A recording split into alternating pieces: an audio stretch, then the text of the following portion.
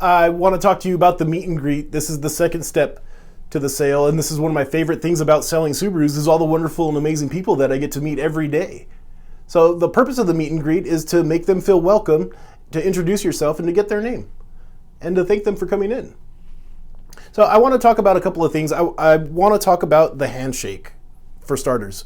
I've had old sales dogs and sales trainers tell me, like, when you go to shake their hand, you want to grab their hand and then grip it, and then you want to turn their palm toward the floor, and that shows dominance, and that shows that you're the alpha male, that you're in control, so then they're going to do whatever you want after that.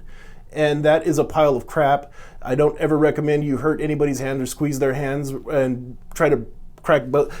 People can have arthritis, carpal tunnel in their hands. You don't want to inflict pain on your customers. That would be the opposite of building rapport. So don't do that. And we're going to touch a little bit on matching and mirroring. And that is the foundation for building rapport, but we're going to get into that in more advanced classes or studies. When your hand goes out, they place their hand right on top of yours, and then you match the firmness of their grip. So if he gives a firm grip, give a firm grip. But if it's loose and limp, don't give a firm grip and squeeze his hands or pop his bones in his hand. Don't do that. Don't hurt somebody. So match. Because remember, people want to buy cars from people that are just like them. So this is one of the first steps, or your first chances or ability to build rapport, by using nonverbal communication, by matching the firmness of their grip. So keep that in the back of your mind. Palm goes up, hand comes down, you match. The second thing that I want to talk about is the sex meets the same sex first. So if you're a dude, if you're a sales dude or a saleswoman, don't walk right up to the guy's wife and shake her hand and leave him standing there. And then she starts telling you about why they're here, what they're here, and this dude's over here like, oh, I'm just gonna sit back here since he's interested in my wife, since I don't matter over here. Or if you're a saleswoman, don't walk right past the wife straight to that lady's husband, shake his hand, because she's going to be sitting there like, okay, this woman is attracted to my man, and she's a lot prettier than I am, and this girl's a threat, and I'm not going to listen to anything she says, and all I want to do is leave now. So don't add layers to their wall of sales resistance. We got to break them down. So women meet women, salesmen meet the men first. Then once you meet the man, then you meet the wife, then you meet the kids. And then you got to remember everybody's name.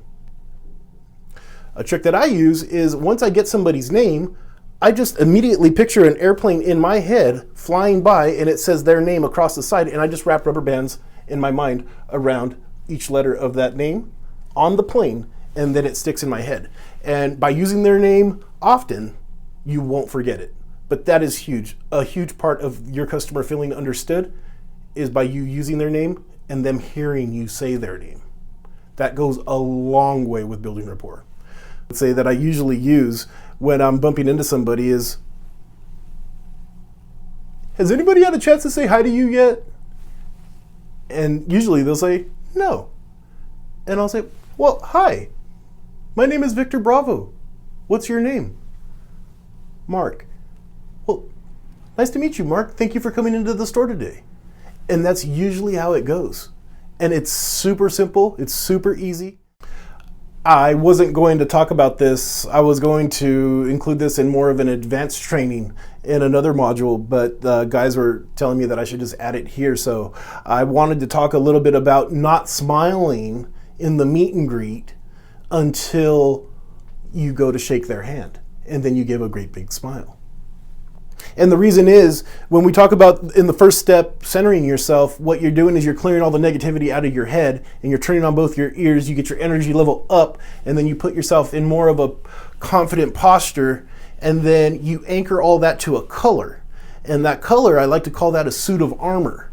And in that suit of armor, you can take all of those feelings and you magnify it, and you mix it up with love and energy and happiness and goodness, and that radiates out of you. So while you're walking to your customer, you're not smiling. You're just thinking about all this energy and the love and the confidence and how bad you want to help that person get into a car. That's what you're thinking about. And that attracts people. Now you're attracting people on an unconscious level, on a primal level. This is like two magnets coming together. It's going to happen because of that confident, positive, loving energy that you have inside you. That makes people want to come to you. Now, you might be thinking, oh, Victor, that's a bunch of crap. That's horseshit. Or you can be thinking whatever you want. But let me give you an example of why this is so true. Because if you think about your 20, maybe your 10 closest people to you that are in your life, I'm sure 1, 2, 3, or maybe 4 or 5 of those people, they always have something wrong that's going on in their life that is a huge catastrophe. They always have health problems. They always have money problems. They always have problems with their kids. They always have problems at work, and nobody ever does anything their way, and they're super negative, and they're negative Nancy's. And after hanging out with people like that for a few hours, or going on a trip even worse with people like that, it weighs down on you. It brings you down to their level. It makes you feel suppressed, and it makes you not feel good. And then when you get away from that person, you're like, oh my God, I just feel drained. That is the complete opposite of the spectrum. So the same very laws apply. The next time you go to see that person, you're going to walk up to that person feeling good, feeling confident, feeling happy, feeling loving, motivated, and then get around them and it just zaps you. So then you don't want to be around that person. You start to shun that kind of person because it doesn't do anything good for you. It doesn't feel good to be around people like that.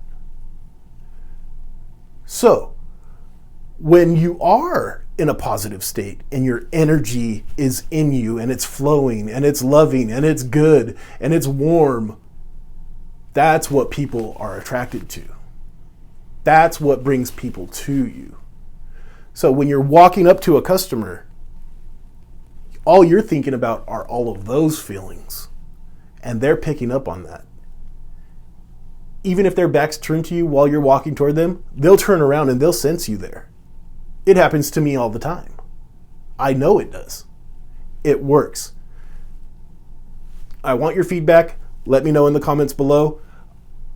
I want to help you with this step. It's very cool, very powerful, nonverbal communication. This is really cool stuff, guys. This is what they don't teach you. The other trainers won't teach you this kind of stuff. This is what I'm passionate about, and you're going to love it.